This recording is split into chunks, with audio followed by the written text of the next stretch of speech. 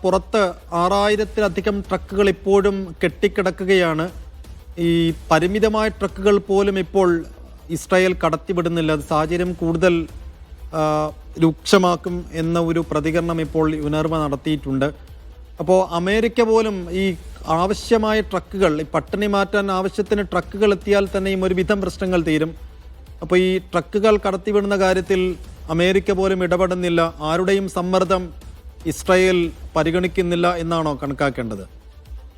ഇതിൽ അമേരിക്കയുടെയും അതോടൊപ്പം തന്നെ ഇസ്രായേലിന്റെയും ലക്ഷ്യം എന്ത് എന്നത് സംബന്ധിച്ച ഒരു കൃത്യമായിട്ടുള്ള സൂചന ഇപ്പോൾ തന്നെ വ്യക്തമാണ്. കാരണം ഇപ്പോൾ യുക്രൈനുമായിട്ടുള്ള യുദ്ധം അവസാനിപ്പിക്കാൻ റഷ്യയെ പ്രേരിപ്പിക്കുന്നതുമായി ബന്ധപ്പെട്ട വളരെ തിരക്കിട്ട കൂടിയാലോചനകളും സമ്മർദ്ദ നീക്കങ്ങളും ഒരു ഭാഗത്ത് നടക്കുന്ന അതേ ഘട്ടത്തിൽ ഏറ്റവും കൂടുതൽ അരുംകൊലകൾ നടന്നുകൊണ്ടിരിക്കുന്ന, നിത്യവും 100ഓളം അല്ലെങ്കിൽ അതിൽ കൂടുതൽ മനുഷ്യരെ കൊന്നൊടുക്കുന്ന വംശഹത്യ അതിന്റെ ഏറ്റവും പൂർണ്ണമായിട്ടുള്ള ഉച്ചസ്ഥായിയിൽ എത്തി നിൽക്കുന്ന ഒരവസ്ഥയിൽ ഏതാണ്ട് 240ഓളം പേർ വിശന്ന് മരണപ്പെട്ട ഒരവസ്ഥയിൽ അതിന് ഒരു പ്രതികരണം നടത്താനോ ആ ഒരു യുദ്ധം അവസാനിപ്പിക്കാനുള്ള സ്വാഭാവികമായിട്ടുള്ള ചില ഇടപെടലുകൾ നടത്താനോ ട്രംപ് ഭരണകൂടം തയ്യാറാകുന്നില്ല. എല്ലാ ശ്രദ്ധയും ട്രംപ് ഭരണകൂടം ഇപ്പോൾ കേന്ദ്രീകരിച്ചിരിക്കുന്നത് യുക്രൈൻ റഷ്യ യുദ്ധം അവസാനിപ്പിക്കുക എന്ന ഒരൊറ്റ ലക്ഷ്യം മുൻനിർത്തിക്കൊണ്ടാണ്. അപ്പോൾ കൃത്യമാണ് കാര്യങ്ങൾ. കാരണം തങ്ങളുടേതായിട്ടുള്ള ഒരു ആസൂത്രിത വംശഹത്യ ഗസ സിറ്റിയിൽ നിന്ന് ആളുകളെ പൂർണ്ണമായിട്ട് പുറന്തള്ളണമെങ്കിൽ ഈ ഭക്ഷ്യവസ്തുക്കളും മറ്റും എത്തിയാൽ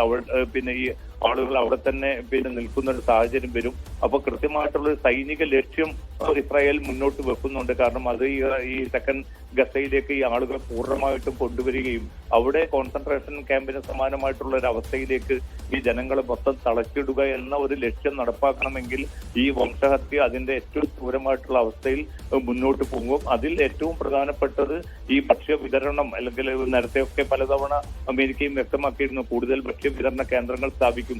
അത് നടന്നിട്ടില്ല. അതോടൊപ്പം തന്നെ റഫ അതിർത്തി മുഖേന കൂടുതൽ ട്രക്കുകൾ കയറ്റി അനുവദിക്കുമെന്ന് വ്യക്തമാക്കിയിരുന്നു. അത് നടന്നിട്ടില്ല. ഈ ഒരു ഘട്ടത്തിലാണ് യുനർവയുടെ പ്രതികരണം വരുന്നത്. കാരണം ജോർദാനിലും ഈജിപ്തിലുമായിട്ടുള്ള എണ്ണമറ്റ വലിയ ഗോഡൌണുകളുണ്ട്. ആ ഗോഡൌണുകളിൽ 600 ട്രക്കുകളിലേക്ക് കയറ്റിയൊക്കെ അയക്കാവുന്ന ഭക്ഷ്യവസ്തുക്കളും വെള്ളവും മരുന്നും മറ്റ് ഉപകരണങ്ങളും ഒക്കെ കെട്ടിക്കിടക്കുകയാണ്. പക്ഷെ അത് എത്തിക്കുന്ന അതിൽ ചെറിയൊരു തോതിലെങ്കിലുമുള്ള ഈ ട്രക്കുകൾ ഇങ്ങോട്ട് കയറ്റി വിട്ടുവെങ്കിൽ ഈ പട്ടിണി മൂലം നരകിക്കുന്ന മനുഷ്യരെ അതിൽ നിന്ന് രക്ഷപ്പെടുത്താനും ഈ പട്ടിണി മൂലം ആളുകൾ കൊല്ലപ്പെടുന്ന സാഹചര്യം ഒഴിവാക്കാനും സാധിക്കും. പക്ഷേ ഇതൊക്കെ യുനർവയും അതോടൊപ്പം തന്നെ അന്തർദേശീയ സന്നദ്ധ സംഘടനകളും വ്യക്തമാക്കിയിട്ടും അതുമായി ബന്ധപ്പെട്ട ഒരു നടപടിയും ഉണ്ടാവുന്നില്ല എന്നുള്ളത് ഈ ചിത്രം വ്യക്തമാണ്. അമേരിക്കയുടെ പൂർണ്ണമായിട്ടുള്ള അനുമതിയോടുകൂടി തന്നെ ഈ യുദ്ധം അതിന്റെ ഏറ്റവും ക്രൂരമായിട്ടുള്ള ഈ വംശഹത്യയുടെ ഏറ്റവും വ്യാപ്തിയിലേക്ക് അത് കൊണ്ടുപോകാനുള്ള തിരക്കിട്ട നീക്കത്തിൽ തന്നെയാണ് ഇസ്രായേലി സൈനിക നേതൃത്വവും